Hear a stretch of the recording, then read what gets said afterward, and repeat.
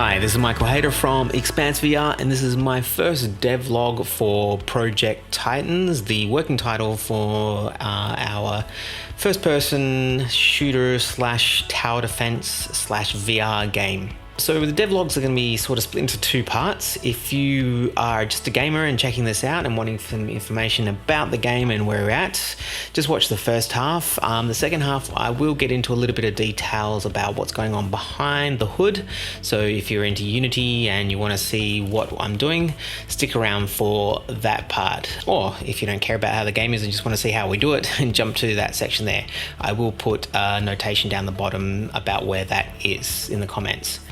And if you're new to the channel, don't forget to like this video, subscribe to the channel, and of course click that notification button down below to make sure you are notified whenever I post a new tutorial for you. Okay, so first thing I'm going to do is just start playing this game, where we're at the moment. Like I said, this is early, just kind of past the prototyping stage. Well, still probably in it as we're still working out a few of the mechanics, but let me just click play. So at the moment, the blue bases over there represents where you can place your towers. Over here we have the tower selection point. At the moment there's only one tower to select from, which you can grab. There is a point up there showing you how much it's going to cost. There is no actual way to, this doesn't actually affect anything at the moment. I haven't actually put a system in.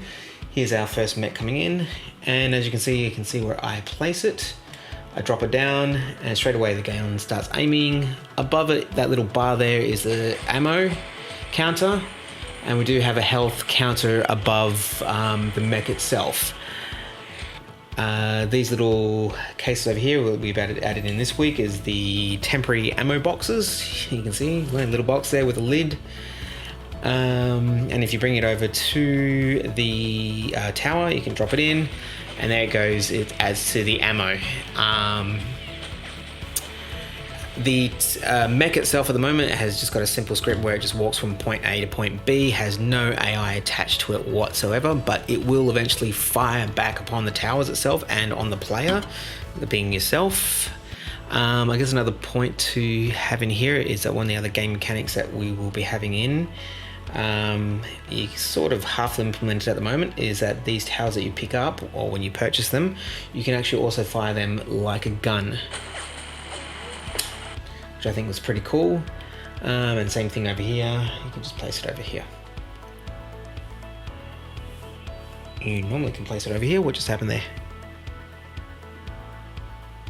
Let's try that again. I don't know if I didn't actually place it into the drop part of it, or we've got a bug.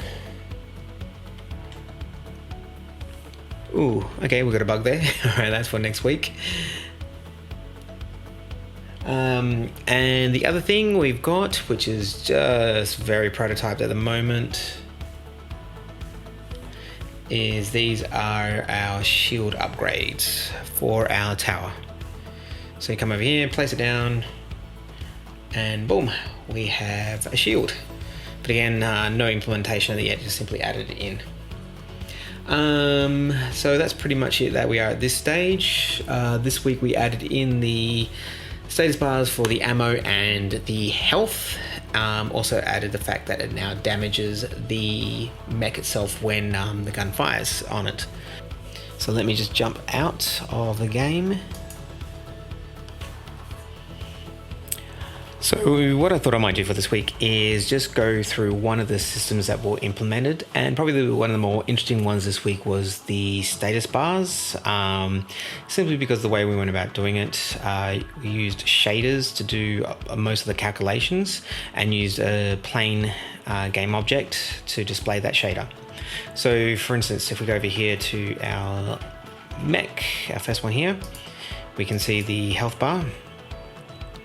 And that has a script on it, the status bar script. As you can see, it's very simple.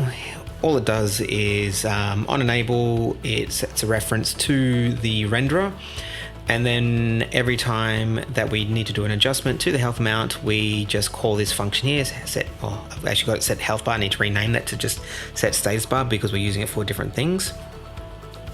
and it then just references the material and sets the float in the shader itself, and this is the variable in the shader that it will be referencing. So then if we jump over to the shader itself, you can see here this is what it is changing, and we've just got a range of 0 to 100 to set it there, so all we're passing is values 0 to 100 through to it.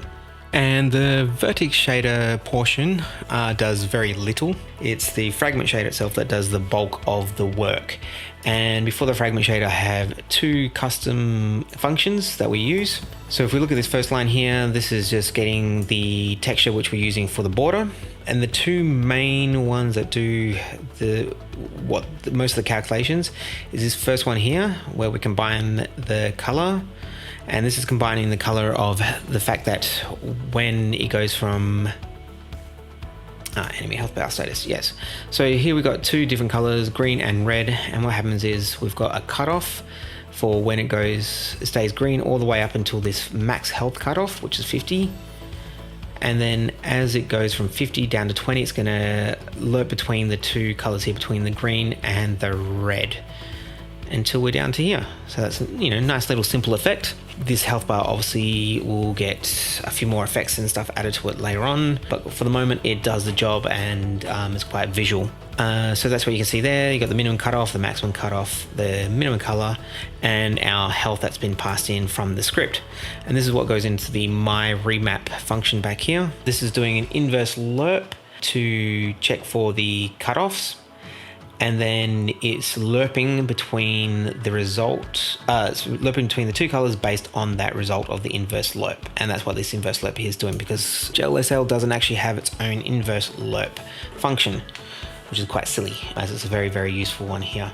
I'm not going to go too much details how that all works. You can always look up what inverse lerps are yourself. So yeah, that's just doing that to remap between the two colors as it decreases in value. The second one is the fact that it becomes less visible as we decrease, and that's a very simple step function. Step functions are super, super useful in shaders.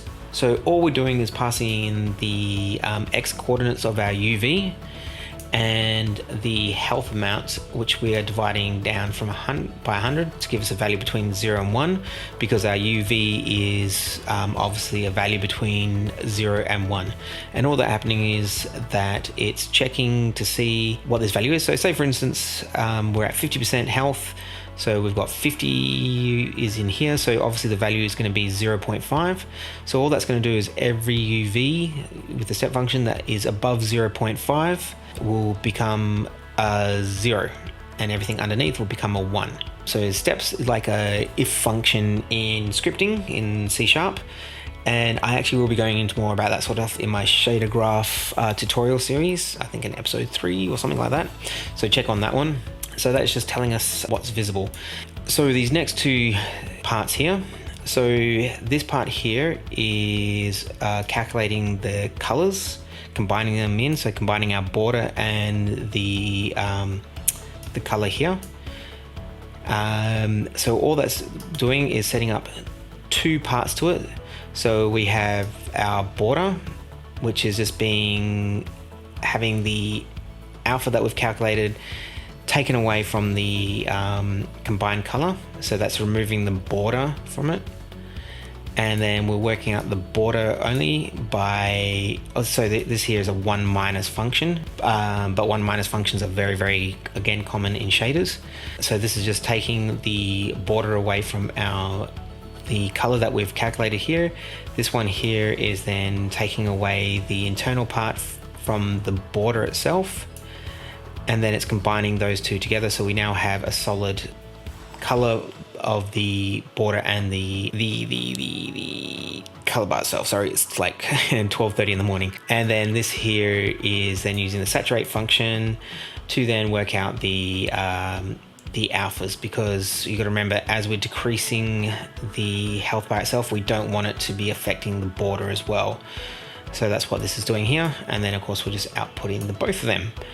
To be honest, this is actually a lot more simple than what it seems, but is a very functional shader. The only thing that needs to be corrected is if we zoom in here, there is a little bit of bleeding happening here, and that can be cleaned up with a bit of the maths in the code, but for the moment it does it. You can see it, and it works for now. So that's it for this week's devlog. This will hopefully be a weekly video, at worst a fortnightly one, but you can see how we go from this here to a finished complete product. And if there is anything that you see in the game as it progresses that you would like explained, please drop a comment below. Be more than happy to cover that off in one of the devlogs. Or if you see anything coming up or any suggestions, then would love to cover off. This is just here to sort of help walk you through what can be done and how it can be implemented. And thanks for watching. Don't forget to like and share to help grow our beautiful Unity community. And don't forget to hit that subscribe and notification button below to make sure you get to see our next video. See you shortly.